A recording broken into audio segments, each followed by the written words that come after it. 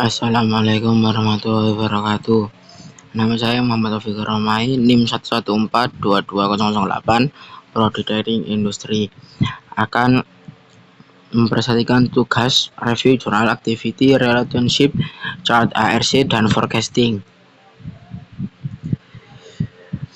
Pendahuluan ARC. Activity Relationship ARC. Metode ini dirancang untuk menganalisis dan mengevaluasi derajat kepentingan hubungan antar aktivitas atau departemen berdasarkan berbagai pertimbangan, seperti kelancaran alur materi, frekuensi komunikasi, hingga aspek keamanan dan kenyamanan kerja.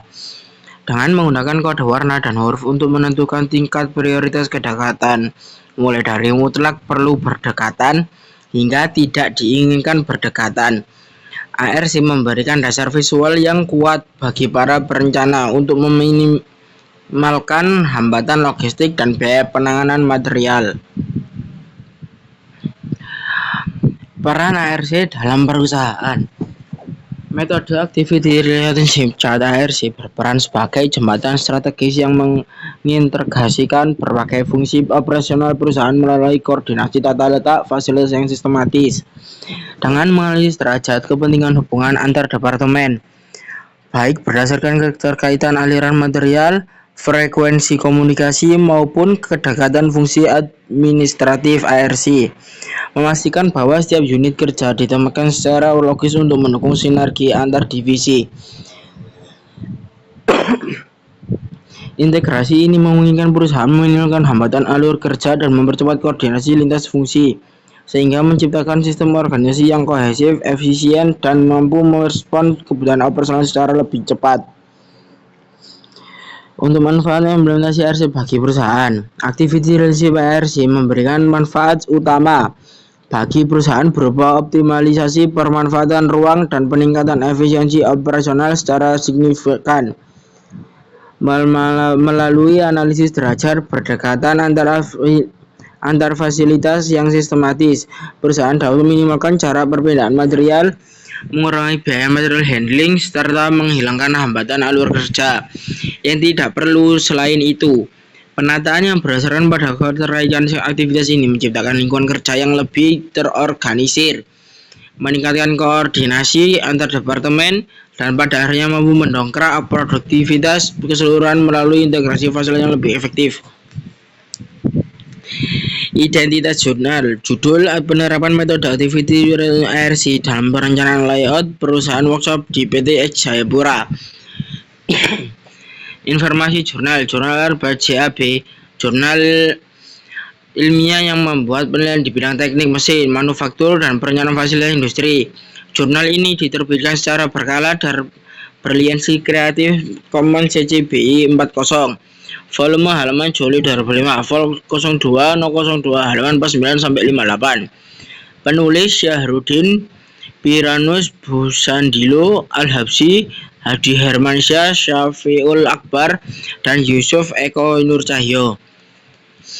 Metode penelitian. Penelitian ini menggunakan metode field research secara dengan mengumpulkan data berupa wawancara, 2 observasi langsung, 3 dokumentasi. Analisis dilakukan melalui pendekatan Western Concept of Downstream Inventory, Motion, Device, dan Transportation untuk mengidentifikasi pemborosan. Selanjutnya, hubungan kedekatan antar fasilitas dianalisis menggunakan Activity Relationship Chart ARC berdasarkan tingkat kepentingan hubungan A, E, I, O, U, X. Hasil ARC digunakan sebagai dasar perancangan layout baru dengan pola aliran material yang paling sesuai. Hasil penelitian menunjukkan bahwa kondisi awal layout workshop belum menerapkan pola aliran material yang jelas, sehingga menimbulkan pemborosan waktu dan jarak.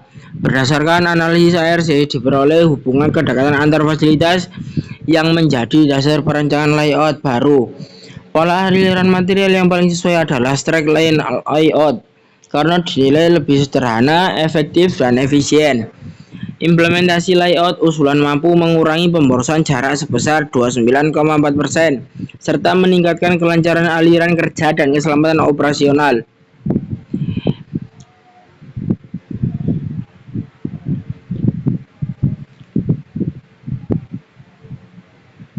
Hasil penelitian menunjukkan bahwa tata letak fasilitas produksi efisiensi belum efisien karena banyak departemen yang memiliki intensitas perpindahan tinggi namun terletak berjauhan.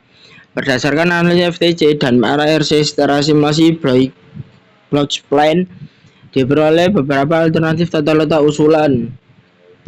Alternatif terbaik diperoleh pada iterasi ke-9 dengan nilai R-score sebesar 0,89.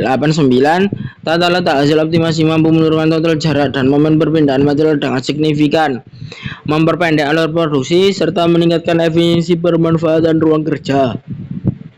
Pendahuluan forecasting dalam dinamika dunia bisnis dan industri yang kompetitif. Kemampuan untuk mengantisipasi ketidakpastian di masa depan merupakan faktor kunci dalam mempertahankan keberlangsungan organisasi. Forecasting atau peramalan hadir sebagai disiplin ilmiah yang memanfaatkan data historis, tren statistik, serta penilaian kualitatif untuk memprediksi peristiwa atau kebutuhan di masa mendatang secara akurat. Komponen utama forecasting. Komponen dalam metode forecasting peramalan terdiri dari 4 elemen utama yang membentuk pola data historis, yaitu tren, variasi musiman, seasonality, variasi skill, cyclicity, dan variasi acak, irregularity. Forecasting sebagai indikator produktivitas perusahaan.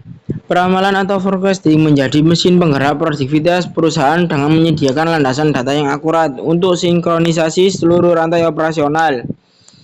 Melalui prediksi permintaan yang tepat, perusahaan dapat menghindari pemborosan sumber daya akibat kelebihan stok, sekaligus mencegah hilangnya peluang pendapatan akibat kekurangan barang. Identitas jurnal, judul sistem monitoring kualitas air berbasis TDS pada budidaya udang windu menggunakan metode whole winter forecasting.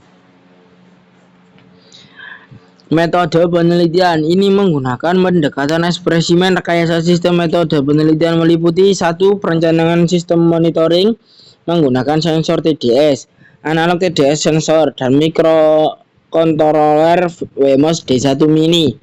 2. Pengiriman data ke server berbasis flash, kemudian diteruskan ke pengguna melalui bot Telegram.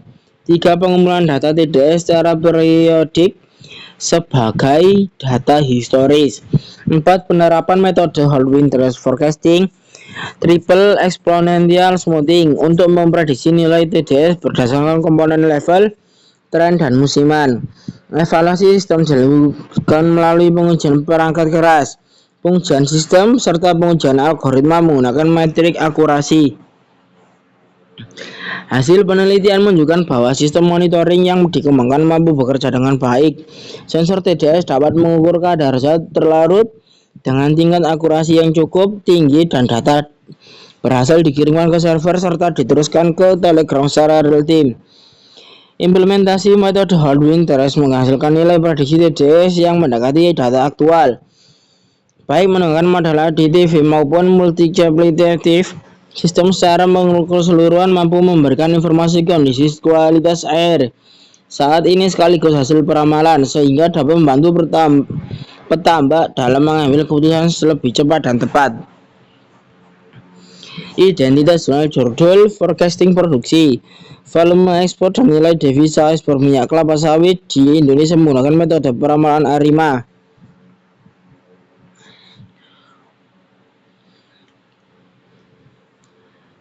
Metode penelitian. Penelitian menggunakan pendekatan kuantitatif dengan metode time series forecasting.